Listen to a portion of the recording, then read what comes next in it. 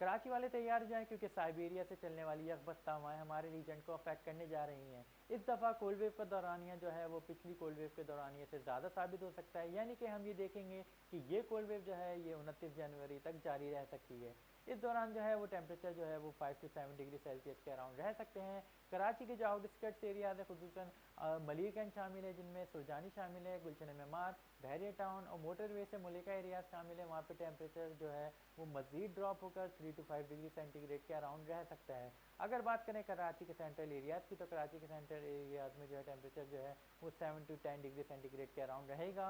अब बात करते हैं कराची के साउथ सदर्न एरियाज़ की, तो सदर्न एरियाज़ में हम ये देखेंगे कि टेम्परेचर जो है वो 10 to 12 डिग्री सेंटीग्रेड के अराउंड रह सकता है। तो ये थी कुछ कराची के हवाले से मौसम की ताज़ा तरीन सूरत हाल। हो सकता है कि ये कोल्ड वेव जो है वो इस सीज़न की लास्ट कोल्ड वेव साबित हो, क्योंकि फ़ैब में हम देख रहे हैं कि टेम्परेचर जो है वो बढ़ना शुरू हो जाएंगे, फ़ैब के मिड से जो है मज़ीद बढ़ेंगे और मार्च में जो है वो आप देखेंगे कि एकदम से गर्मियों का आगाज़ हो जाएगा। तो पाकवेदर.com से वैसे को इजाज़त दीजिए। इंशाल्लाह ताला मज़ीद वीडियोज़ के साथ हाजिर होते रहेंगे। अल्लाह हाफ़िज़।